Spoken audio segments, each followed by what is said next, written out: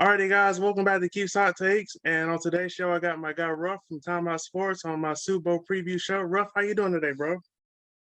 I'm doing all right, Keith. How are you? I'm doing good, bro.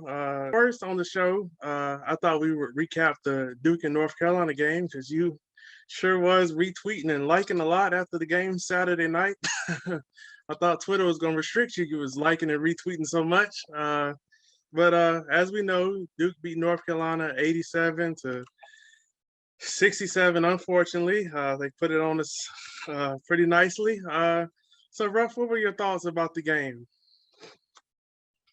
You know what, man? It went a little bit different than I thought it would. Of course, I thought that Duke was a better team. I still believe that.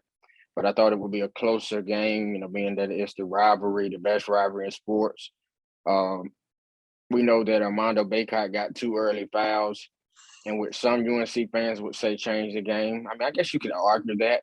But what I will say is, even once he came back in the game, Mark pretty much had him in jail. I mean, because he was trying to do dribble moves and was getting blocked, and it just wasn't going well for him. So I don't know that I'm gonna sit here and say that if Armando Bacot doesn't get in foul trouble, he's gonna just go out and have 25 and 15 against Duke, and the game is going to be a totally different matchup. I don't believe that because one thing that you notice about Bacot is he struggles when you have a shot blocker and somebody that's taller than him. And that was what Mark Williams brought to the table. Um, as far as the game in general, Duke played a great game. I mean, from the start of the game, they came out, they jumped dead on Carolina, and they let it be known that they were not playing around. AJ Griffin was phenomenal. He showed what he has the capability of being. Now that he is healthy, he's growing more and more confident in his game. Paolo, had a great game. Duke just looked very good. I mean, they even got some good minutes out of Joey Baker and Bates Jones. And so it was a dominant performance for the Blue Devils. And they got the first win of the season against their rivalry. Yeah, I'm not gonna lie, it was hard sitting through that game. I was not expecting us to come out and get pummeled like that. We missed a lot of shots early on. We were wide open and they just weren't going in. I really hate Mondo. I think he was a little too amped up for the game, and he picked up those two early stupid fouls. Not playing smart. And this year we don't have a lot of depth in the front court, so when he goes out, you got Brady Manick in there, and he usually gets worked on a lot. And like I said on our space that we did, our guard play was going to have to be good. I don't think they handled Duke's pressure well. And Brady Manick was really our only offense in the first half. If it wasn't for him, we probably wouldn't have scored maybe 15 points. But as I look here, Love had a bad game. And RJ Davis, he gave us 11 points. But it seems like if Caleb Love and Armando Bacot aren't playing good and playing well, we seem to really struggle. I was surprised that we won last night because Armando got in foul trouble. Uh, and we found a way to win. That was big to get a win at Clemson. But once he got in foul trouble, I was really nervous. We cut it to 11, and I thought we was gonna make it a game, and then Duke jumped on us out of the half, and it was pretty much over it after that. We did a pretty good job shutting down Paulo. But you stop one lottery pick, then you got to deal with the other lottery pick. So we didn't have nobody to deal with Griffin. Unfortunately, he had 27 points. He really killed us. Keels came off the bench, and when we went to that zone, he had a couple big threes that kind of kept it at distance where we couldn't make it a game. So that was huge. So y'all got the first one. I'm not very confident about the second one, but it seems like Duke kind of plays down to their competition at home. They lost the other night to Virginia, so I'm not gonna put a lot of faith in us winning at Duke. It's gonna be Coach K's last game, but we have to just wait and see. All right. Next, I wanted to talk about the Brian Flores lawsuit.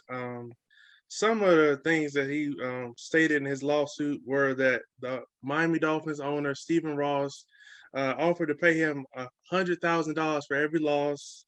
Ross pressured him to tamper. This was really crazy. So he invited Brian Flores to a meeting on a yacht, and he had a star quarterback on the yacht, and it seemed like a setup.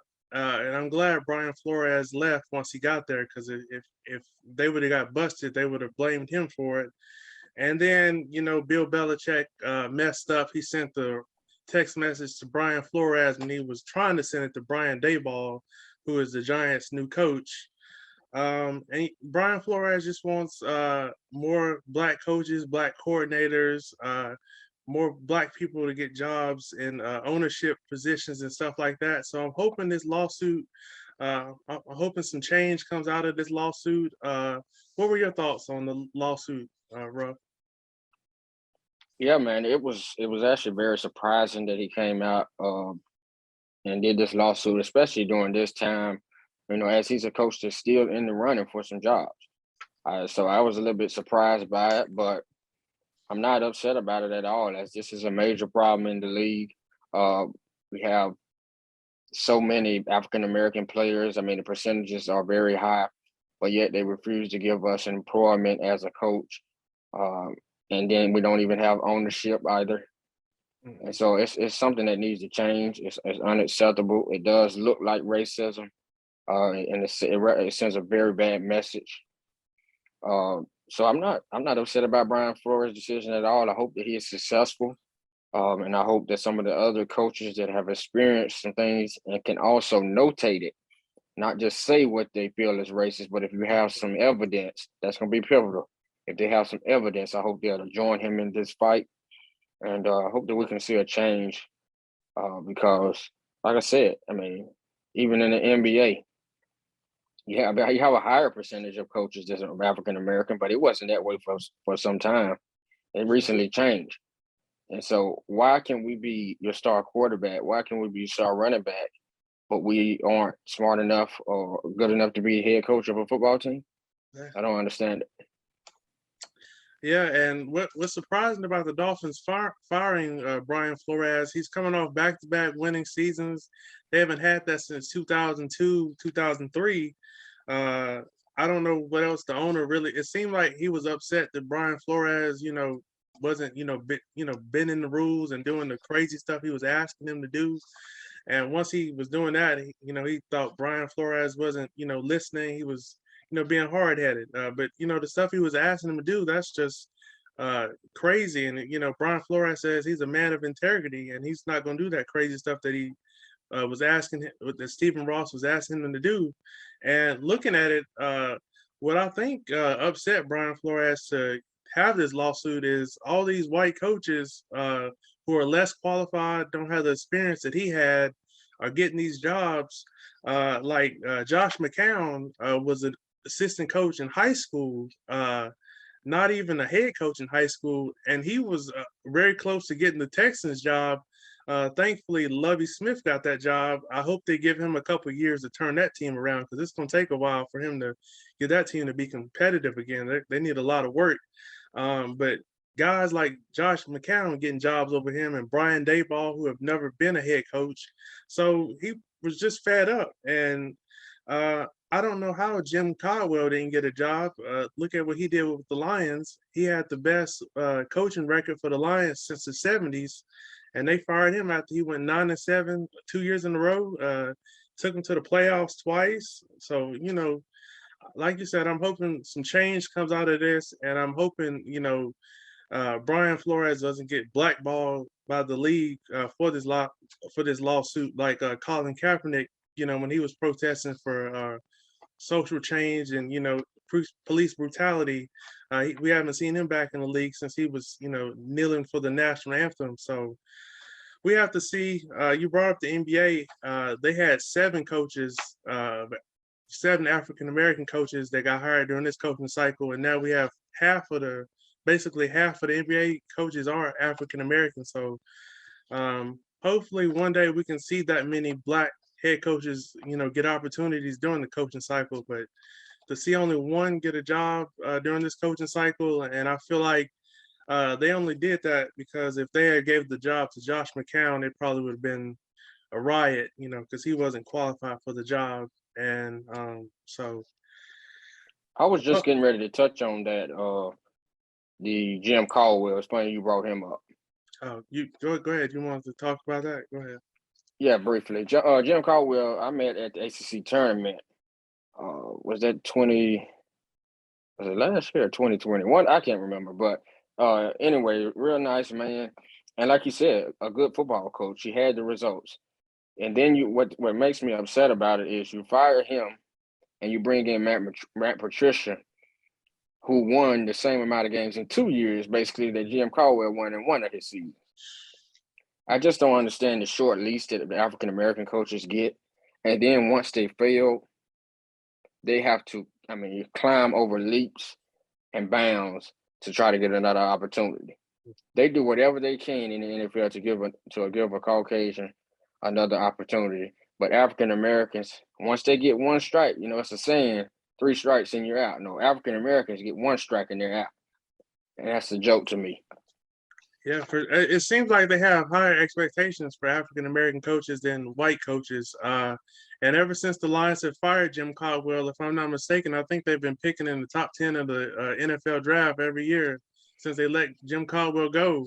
And just thinking about if a black coach had did what Josh McDaniels did, when he had the job and then he backed out of it at the last minute, a black coach would have never got another opportunity. Now he's coaching the Raiders. I think they should have kept Rich Bisaccia for everything he went through and still got them to the playoffs.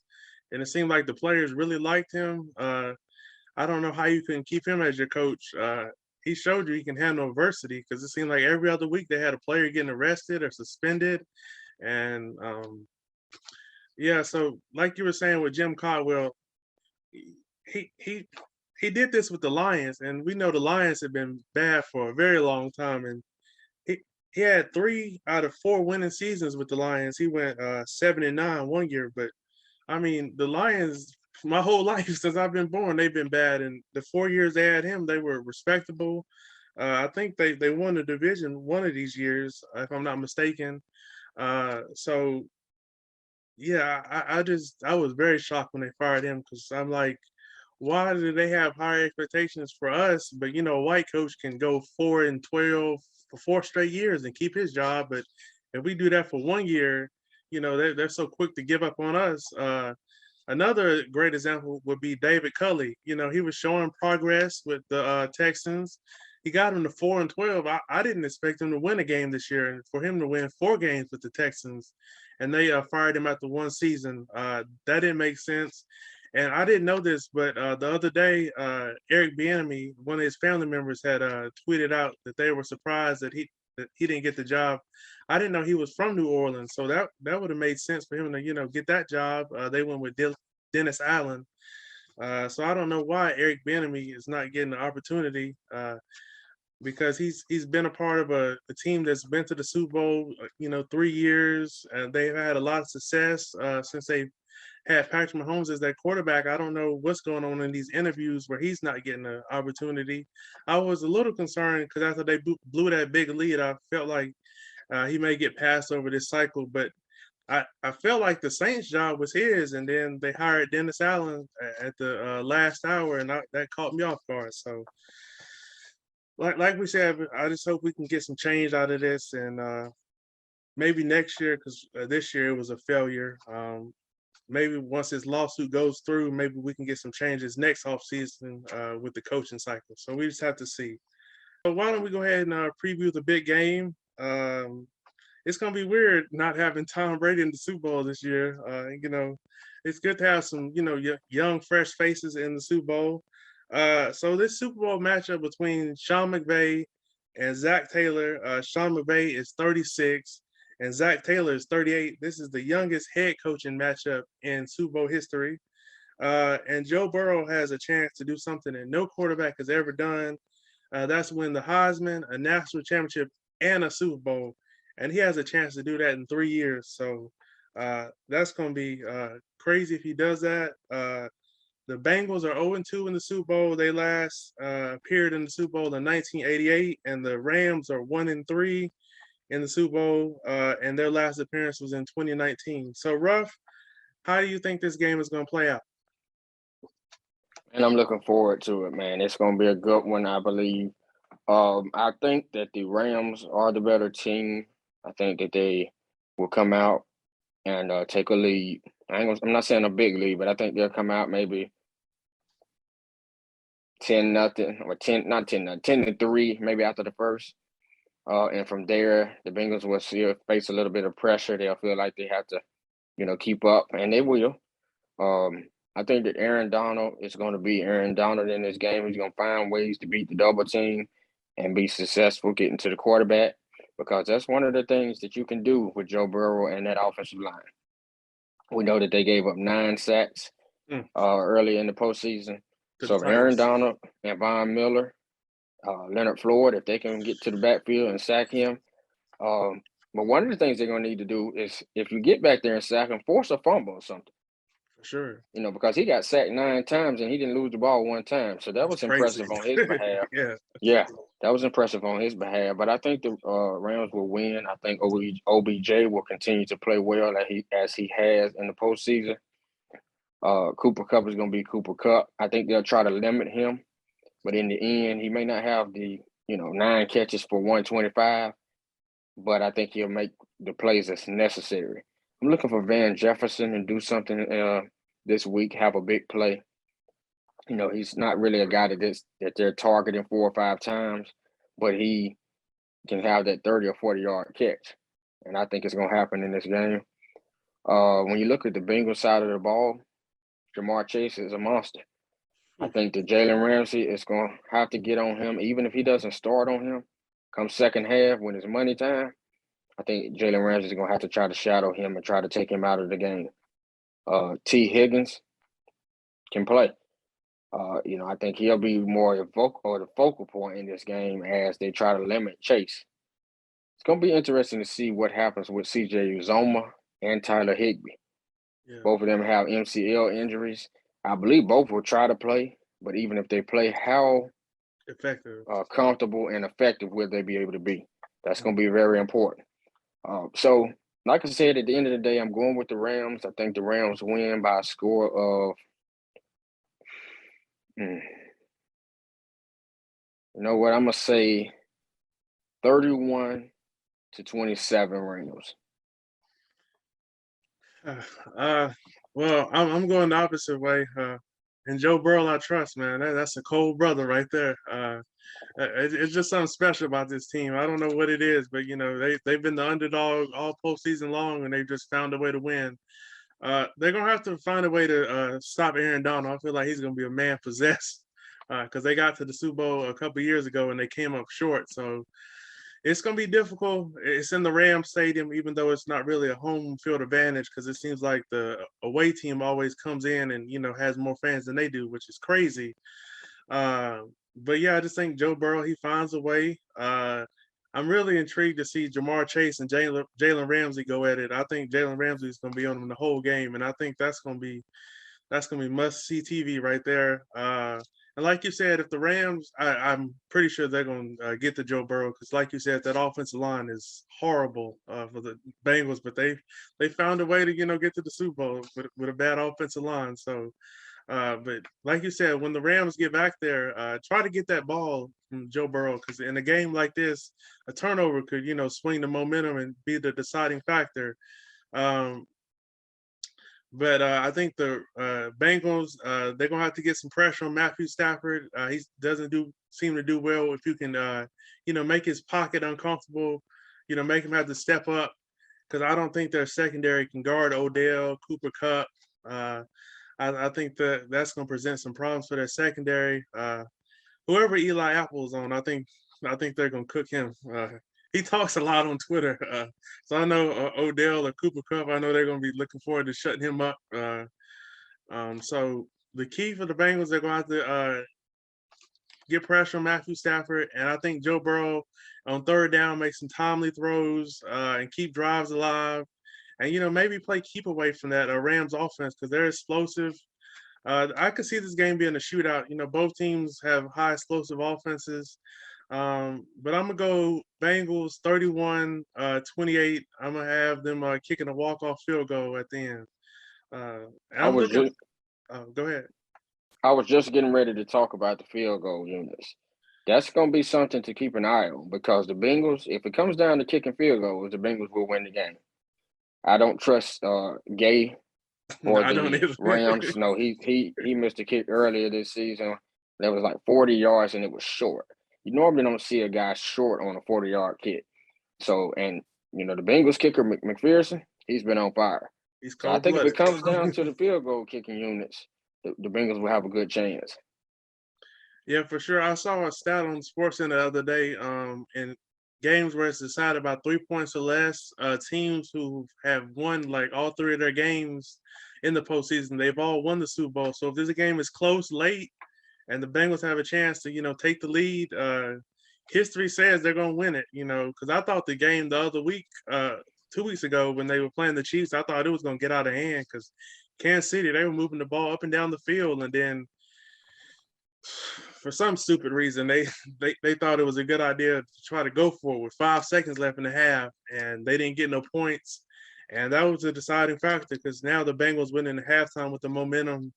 So hopefully Sean McVay doesn't, blow this game because sometimes he can be a little too aggressive, and he thinks this is mad. No, this is real life, and you just have to be smart in key situational football in a game like this. And I'm really looking forward to the halftime show. Usually I go get some refreshments or take my shower, but I'm looking forward to it this year. I can't wait to see how they perform, and that's gonna be something I'm looking forward to. One last thing on Sean McVay, you got to be smarter with his challenges. In the Super Bowl, this is for all the marbles. You cannot get in early in the second half or in the first half and be out of timeouts and be out of your challenges.